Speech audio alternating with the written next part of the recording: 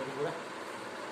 नमस्कार, कमला देवी सिंह जी कॉलेज के online YouTube channel पर आपका हार्दिक स्वागत है। हम पढ़ रहे थे मारवाड़ रियासत के बारे में। पिछली क्लास में हमने गज सिंह के बारे में पढ़ा था। गज सिंह के पश्चात आगे की चर्चा करें तो गज सिंह था जो अपनी जो पासवान थी उस पासवान के कहने पर, बोले तो अनारा बेगम के कहने पर, अपने बड़े पुत्र अमर सिंह के स्थान पर छोटे पुत्र जसवंत सिंह को उत्तराधिकारी बना दिया था। तो आज हम भी उसी जसवंत सिंह के बारे में डिटेल से पढ़ते हैं। तो शुरू करते हैं महाराजा जसवंत सिंह। तो सबसे पहले ध्यान रखना कि महाराजा जसवंत सिंह का जन्म कब हुआ, तो ध्यान रखना 1626 ईस्वी में। कहां पर हुआ, तो ध्यान रखना बुरहानपुर के अंदर इसका जन्म हुआ। जन्म 1626 बुरहानपुर। फिर बात करें कि महाराजा जसवंत सिंह के पिता का नाम, तो वही है गज सिंह। पिता का नाम है गज सिंह। और फिर बात करें माता का नाम, तो ध्यान रखना इसकी माता है रुक्मावती। माता का नाम है रुक्मावती। रुक्मावती महाराजा जसवंत सिंह की पत्नी है, सॉरी माता है। गज सिंह की पत्नी है और जसवंत सिंह की माता है। हालांकि ये नहीं है कि रुक्मावती ने कहकर के अपने छोटे पुत्र को उत्तराधिकारी बनाया था। इसमें रुक्मावती का कोई योगदान नहीं है। इस जसवंत सिंह को उत्तराधिकारी बनवाने का अंदर योगदान है महाराजा गज सिंह की जो पासवान थी अनारा बेगम, उस अनारा बेगम का रोल है। इस अनारा बेगम के कहने पर ही गज सिंह ने अपने बड़े पुत्र अमर सिंह के स्थान पर जसवंत सिंह को उत्तराधिकारी घोषित करवाया था। अब बात करें महाराजा जसवंत सिंह के राज्याभिषेक की, तो महाराजा जसवंत सिंह का जो राज्याभिषेक है वो 12 वर्ष की उम्र के अंदर हुआ था। कितना वर्ष की उम्र में? 12 वर्ष की उम्र के अंदर। तो इसका राज्याभिषेक हुआ था 1638 ईस्वी के अंदर। कहां पर हुआ, तो इसका जसवंत सिंह का राज्याभिषेक जोधपुर दुर्ग के अंदर 1640 ईस्वी के अंदर है उत्सव मनाया गया था। लेकिन प्रारंभिक राज्याभिषेक है वो 1638 ईस्वी के अंदर है हो गया था।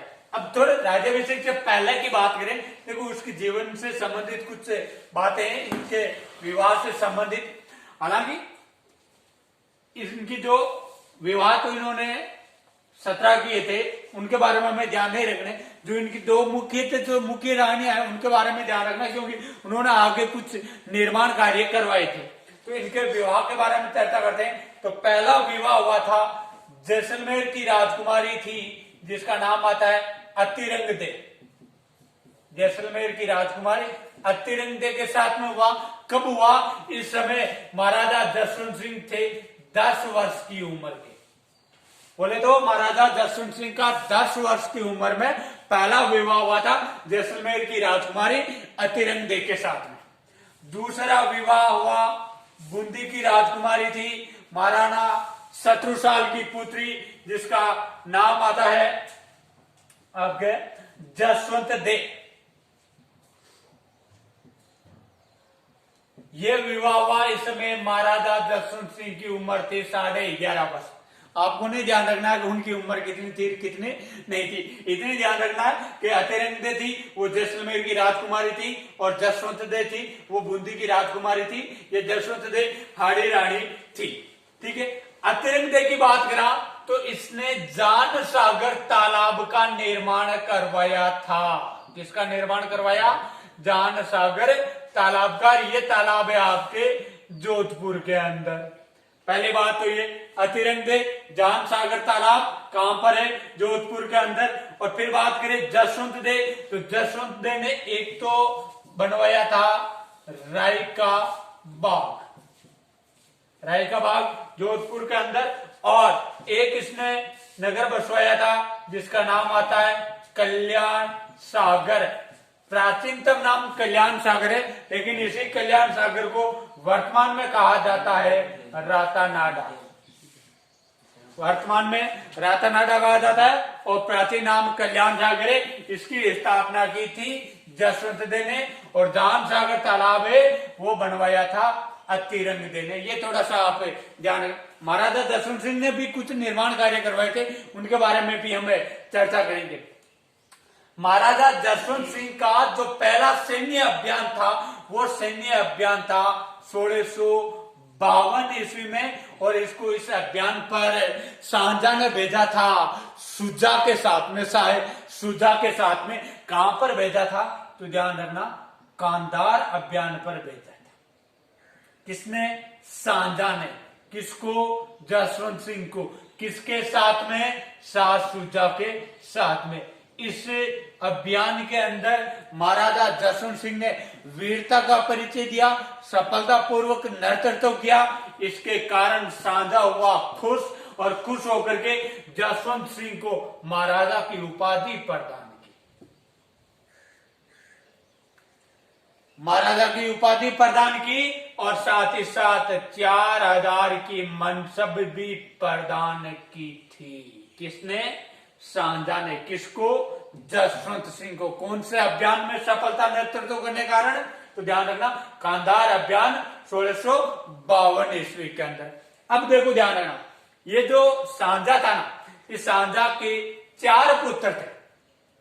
शाहजहां के 4 पुत्र थे, जिनमें सबसे बड़ा था दारा शिकोह। दारा शिकोह के पश्चात सबसे बड़ा था दारा शिकोह। दारा शिकोह पश्चात शाह सुजा, औरंगजेब और मुराद, ये थे। लेकिन इन पुत्रों में आपस में गृह युद्ध होता है। अब गृह युद्ध क्यों होता है? कि जो शाहजहां था वो शासक बनाना चाहता था अपने पुत्र दारा शिकोह को। ये तो शासक बनाना चाहता था दारा शिकोह को, और बाकी जो तीनों पुत्र थे वो भी चाहते थे कि हम शासक बने, हम राजा बने, यहाँ का बादशाह बने। तो इस बात को लेकर इनके बीच में विवाद होता है। तब शाहजहां ने जसवंत सिंह को कहलवाया कि आपको दारा शिकोह की मदद करनी है। क्यों कहलवाया तो बता देता हूं कि औरंगजेब ने शाहजहां को बंदी बना करके आगरा दुर्ग के कैद खाने के अंदर डाल दिया था, और उससे पहले ये बीमार पड़ गए थे। तो किस प्रकार से वो युद्ध वगैरह होते हैं, इनके बारे में हमें चर्चा करते हैं। तो महाराजा जसवंत सिंह, जो पहला युद्ध हुआ था मुगलों के बीच में हुआ था, इसके अंदर तो महाराजा जसवंत सिंह सिर्फ सहयोगी थे। तो ध्यान रखना, शाहजहां के पुत्रों के अंदर उत्तराधिकार के अंदर पहला युद्ध होता है। उस युद्ध का नाम आता है धर्मत का युद्ध, और ये धर्मत का जो मैदान है वो मैदान पड़ता है आपके उज्जैन के अंदर, धर्मत का युद्ध। और ये युद्ध लड़ा गया था 1658 ईस्वी में। कब लड़ा गया? 1658 ईस्वी के अंदर। किन किन के बीच में लड़ा गया? तो ध्यान रखना, ये युद्ध लड़ा गया था, एक तरफ था औरंगजेब और दूसरी तरफ था शाहजहां का बड़ा पुत्र दारा शिकोह। इनके बीच में लड़ा गया, और इस युद्ध में दारा शिकोह का जो सहयोगी था वो सहयोगी था महाराजा जसवंत सिंह। जसवंत सिंह सहयोगी था। युद्ध लड़ा गया। युद्ध के अंदर परिणाम औरंगजेब के पक्ष में निकल के आता, बोले तो औरंगजेब हो जाता विजय। औरंगजेब के विजय होने का कारण है दारा शिकोह या जसवंत सिंह का एक सहयोगी सेनापति था जिसका नाम आता है कोट कासिम। उस कोट कासिम में इनके साथ में धोखा कर दिया, और वो जाकर के औरंगजेब से मिल गया था। इसके कारण औरंगजेब की विजय हुई और दारा शिकोह की हार हुई। युद्ध में हारने के पश्चात महाराजा जसवंत सिंह जाते हैं आपके मारवाड़, भाग करके चले जाते हैं मारवाड़, और मारवाड़ पहुंचते हैं। तो मारवाड़ पहुंचने के पश्चात यहाँ मारवाड़ के अंदर महाराजा जसवंत सिंह की पत्नी उपस्थित थी, उसका नाम आता है जसवंत दे, और जसवंत दे थी हाड़ी रानी। और हाड़ी रानियों की बात करें तो ये बड़े स्वाभिमानी होती है। हाड़ी रानी, हाड़ौती की जो महिलाएं होती है वो बड़ी स्वाभिमानी होती है। एक हाड़ौती की जो भाषा है वो भाषा भी बड़ी स्वाभिमानी होती है। मैं क्या बताऊं आपको भाषा तो छोड़ो। जसवंत सिंह हार करके मारवाड़ जाता है और इस बात का पता चल जाता है जसवंत देव को। जसवंत देव को पता चल जाता है कि मेरा पति युद्ध में हार करके आ रहा है। तो जसवंत देव ने दुर्ग के दरवाजे बंद करवा दिया, महल के दरवाजा बंद करवा दिए और जसवंत सिंह को आदेश कहलवा दिया, सॉरी जो द्वारपाल थे उनको आदेश कहलवा दिया कि वो जो आ रहा है व्यक्ति वो मेरा पति नहीं है। मैं एक सत्राणी हूं और सत्राणी का क्षत्रिय के साथ, क्षेत्रीय के साथ में विवाह होता है और क्षेत्रीय कभी युद्ध में हार करके नहीं आते, पीठ दिखा करके नहीं आते, या तो वो वीर गति को प्राप्त होते या विजयश्री ही प्राप्त करके आते। जसवंत सिंह पहुंचता है तो आगे द्वार बंद मिलते हैं। तब ये कहता है कि भाई मैं महाराजा हूं, द्वार खोलिए। तो अंदर से जसवंत आदेश बताती है कि आप मेरे पति हो ही नहीं सकते, क्योंकि एक सत्राणी हूं, सत्राणी का पति हमेशा क्षेत्रीय होता है और क्षेत्रीय कभी पेड़ दिखा करके नहीं आता है। जसवंत सिंह ने काफी कोशिश की जसवंत देव को मनाने की, लेकिन नहीं माने। तो आखिरकार जसवंत सिंह ने झूठा बहाना बनाया कि मैं दारा सिकों के लिए हथियार लेने के लिए जालोर जा रहा हूं और इसलिए मैं रात्रि में यहाँ पर विश्राम करना चाहता हूं।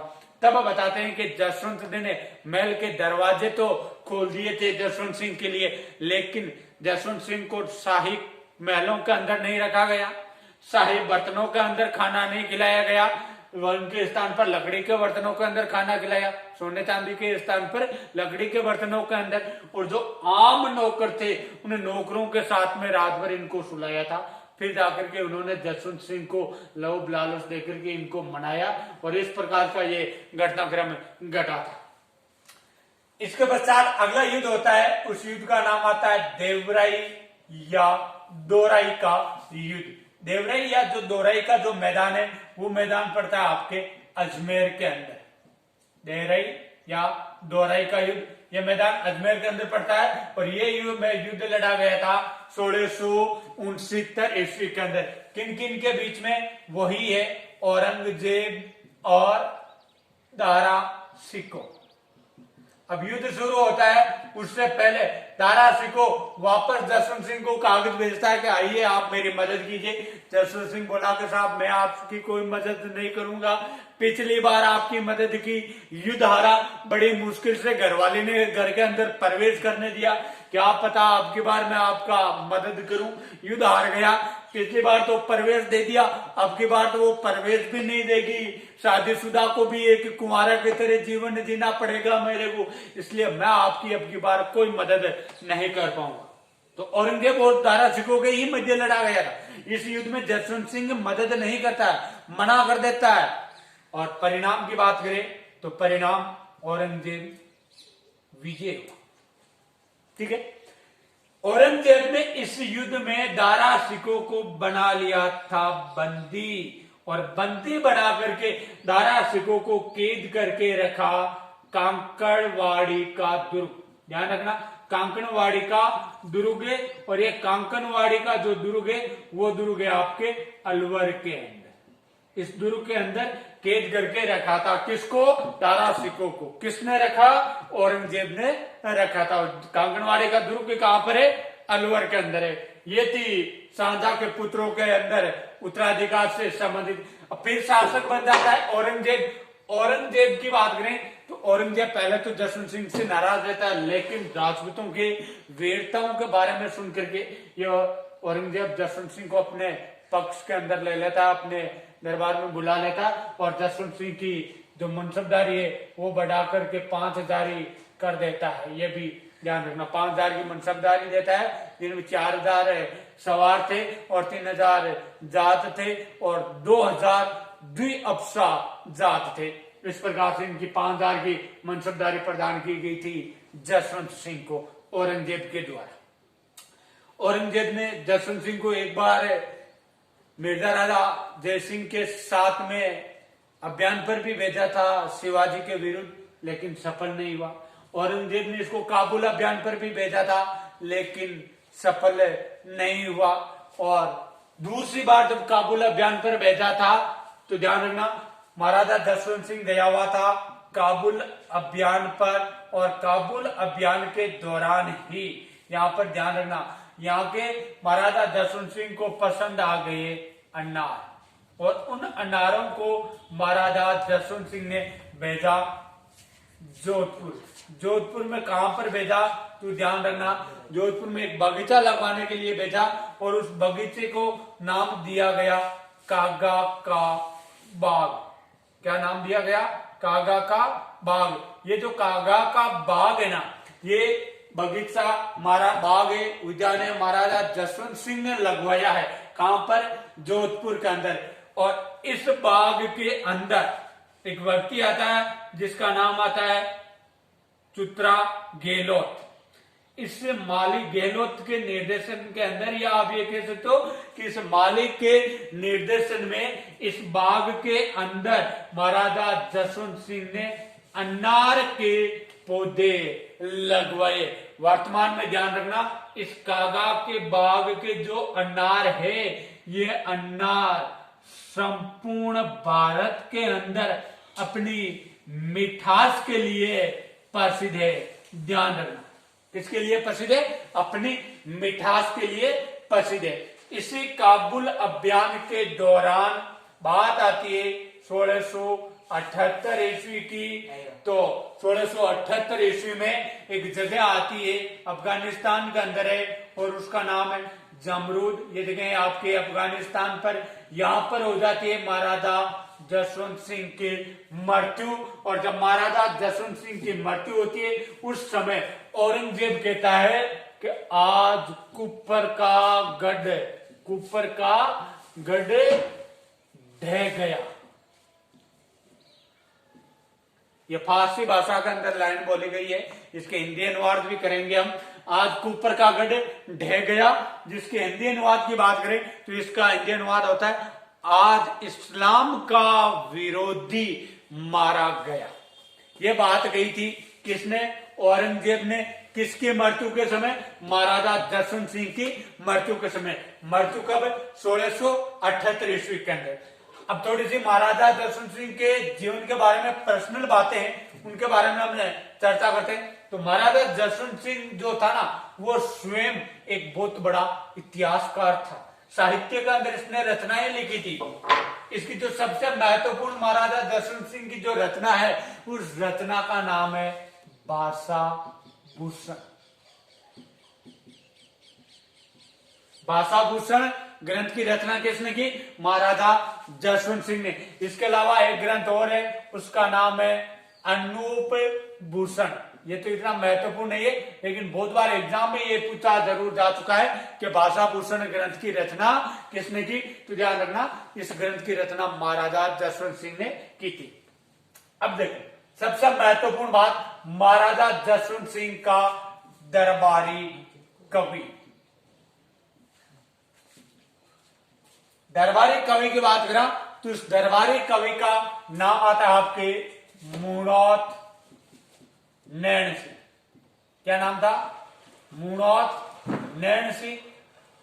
ये मुणौत नैन सिंह था ना, ये था ओसवाल जाति का जैन व्यक्ति। ओसवाल जाति का जैन व्यक्ति था। देखो जो साहित्य लिखने वाले, ख्यात लिखने वाले जो व्यक्ति हुए थे ना इतिहास के अंदर, वो या तो भाट हुए, या राव हुए, या चारण हुए, या ढोली हुए। कभी भी जैन जाति के व्यक्तियों ने इतिहास नहीं लिखा। लेकिन मुणौत नैन सिंह जैन होकर के भी इसने क्या किया? ख्यातें लिखी है। तो नैन सिंह के बारे में बात करा तो इसके 2 ग्रंथ प्रसिद्ध है। 2 ग्रंथ है महत्वपूर्ण, जिनके अंदर पहले ग्रंथ की बात करा तो उस ग्रंथ का नाम है मारवाड़ रे परगनारी विगत। मारवाड़ रे परगनारी विगत पहला ग्रंथ तो ये है। और दूसरे ग्रंथ की बात करा तो दूसरे ग्रंथ का नाम है नैनसीरी ख्यात। दूसरा ग्रंथ है नैनसीरी ख्यात। ठीक है ना। ये जो मुणौत नैनसी है ना, इस मुणौत नैनसी को कहा जाता है राजस्थान का अबुल फजल, या आप ये कह सकते हो राजपूताने का अबुल फजल। अब क्यों कहा जाता है अबुल फजल, उसके बारे में, और पहले ये ध्यान रखना अबुल फजल कहा किसने मुनोत नैनसी को, तो इसको ध्यान रखना, इसको कहा था मुंशी देवी प्रसाद। किसने कहा? मुंशी देवी प्रसाद ने क्या कहा? राजपूताने का अबुल फजल। किसको कहा? मुनोत नैनसी को कहा। ठीक है यहां तक। अब बात करें क्यों कहा उसकी। देखो ये जो नैनसीरी ख्यात है ना, इस ग्रंथ के अंदर मुनोत नैनसी ने पहली बार संपूर्ण राजस्थान का इतिहास लिखने की कोशिश की। पहला साहित्य ग्रंथ जिसके अंदर संपूर्ण राजस्थान के इतिहास से लिखा गया था। इस ग्रंथ के अंदर पहली बार राजस्थान के अंदर जनगणना के बारे में लिखा गया। इससे पहले कभी भी हमारे राज्य की जनगणना नहीं हुई थी। नैनसी की ख्यात ग्रंथ के अंदर मुनोत नैनसी ने जनगणना करके आंकड़े दर्शाए थे कि इस गांव के अंदर इतने, इस गांव के अंदर इतने, ये ऐसे यहाँ तो ये ठीक है, लेकिन जो राजस्थान की जो निकटवर्ती जो राज्य थे ना, रियासतें थी ना, राजस्थान बाहर से गुजरात मध्य प्रदेश के अंदर मालवा की वगैरह काठियावाड़ की, उनके भी इन्होंने जनगणना के आंकड़े दर्शाए। इतना बड़ा ये कविता। और सबसे महत्वपूर्ण ये जो नैनसीरी ख्यात जो ग्रंथ है, इस ग्रंथ के अंदर कहीं पर भी है शब्द का प्रयोग नहीं किया गया है। ये था, ये जो नैनसीरी ख्यात है ना ग्रंथ है, इसको कहा जाता है राजस्थान का गजेटियर या मारवाड़ का गजेटियर।